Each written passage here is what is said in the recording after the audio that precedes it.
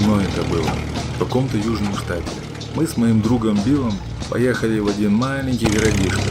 Там мы решили похитить единственного сына одного богатенького жителя и получить за него выкуп.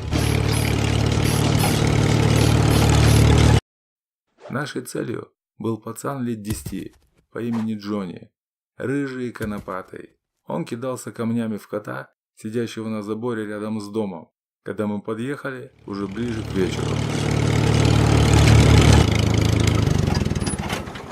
Кота мы напугали, и он тут же исчез, а пацан этому не обрадовался. И когда Билл позвал его вполне приветливо, моему другу тут же прилетело. Билл рассвирепел и помчался со страшной силой, чтобы схватить мелкого. Пацан же бился с нами, как медведь-гризли среднего веса.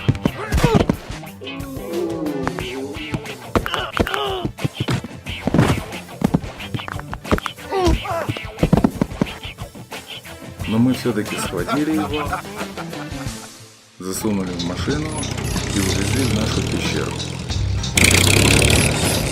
На заднем склоне горы, в нескольких километрах от городка. Там мы заранее сложили нужные вещи. Как только приехали, я сразу полез на вершину, чтобы посмотреть, нет ли погони. Никого не было. Уже стемнело, когда я вернулся к пещере, и пацан меня жутко напугал револьвером, который он отобрал у Билла. Но мой друг сказал, что ствол не заряжен. Билл рассказал, что они играют в индейцев. Он охотник старый Хэнк, пленник вождя краснокожих, и на рассвете с него снимут скальп. Меня вождь назвал змеиным глазом, шпионом, и объявил, что после восхода солнца я буду сожжен на костре. Да, пацан веселился вовсю и думать забыл, что он сам пленник.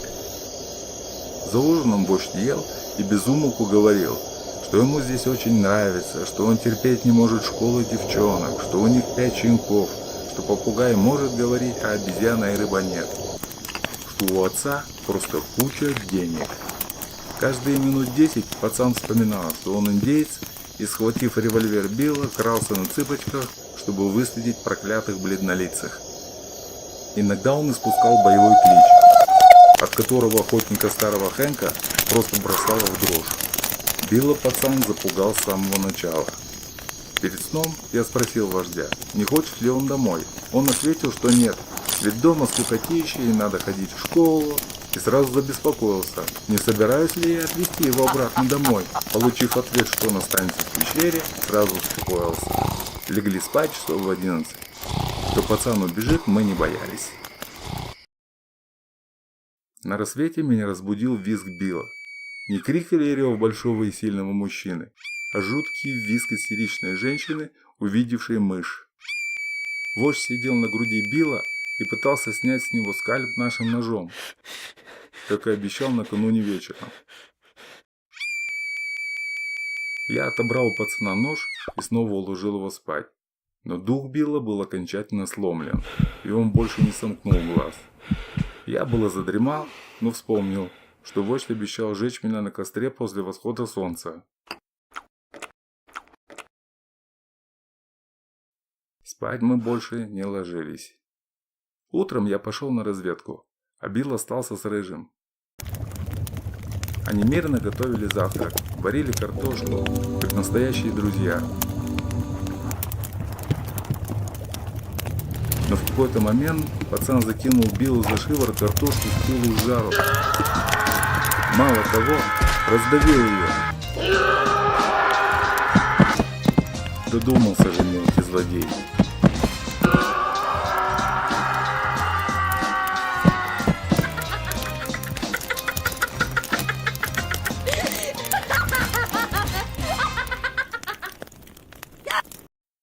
Билл надрал ему уши, понятное дело. Вождь, в свою очередь, хотел шарахнуть Билла огромной каменюгой, но, к счастью, я успел вовремя. Еще мелкий сказал, что он покажет Биллу, где раки зимуют. После завтрака вождь задвигался как-то подозрительно. Билл спросил меня, что этот пацан теперь задумал. И тут мы услышали какой-то звук. Я увернулся, но Биллу прилетело прямо в лоб.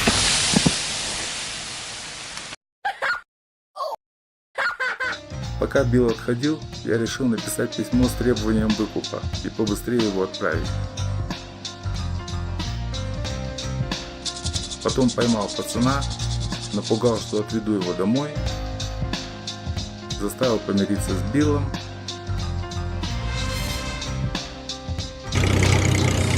и поехал отправить письмо. Оставшись наедине, они опять начали играть. Пацану надоело быть вождем краснокожих, и он решил быть разведчиком. Ну а Биллу отводилась роль коня. А то как же разведчик без коня доскачет до заставы, чтобы предупредить поселенцев, что индейцы идут. А скакать надо было 90 километров. Ровно через 90 километров поселенцы были спасены, а коню дали овса. Песок не лучшая замена овсу. Терпение Билла лопнуло.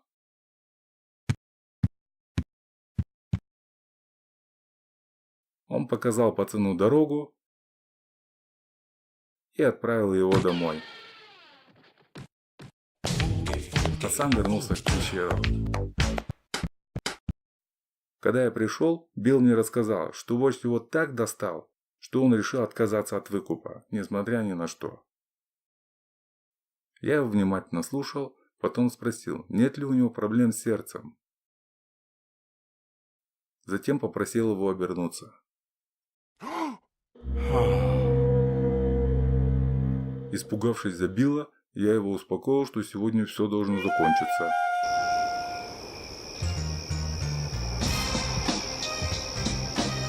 В своем письме папаше Дорсуту я требовал, чтобы деньги были оставлены в коробке под огромным камнем у дороги, в паре километров от городка.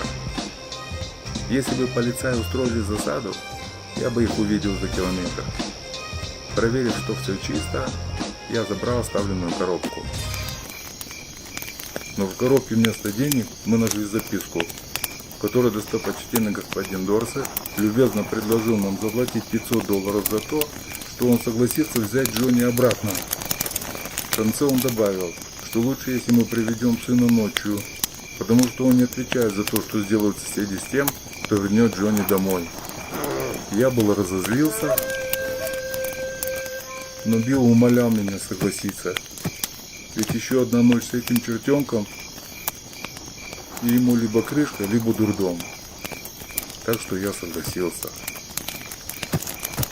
Чтобы пацан не уперся, мы ему наврали, что дома его ждет подарок. Настоящий пулемет.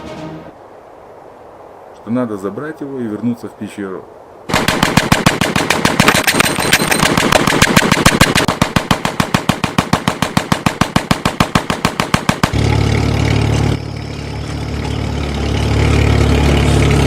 Поэтому он согласился сгонять домой по-быстрому.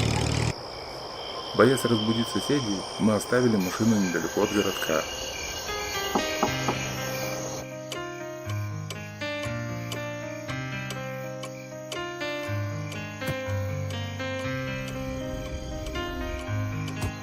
Возврат прошел, можно сказать, гладко.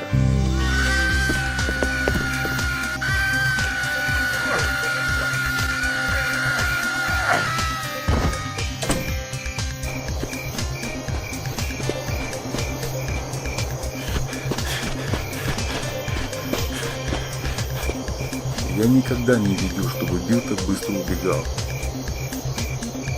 Вот так и закончилась эта история.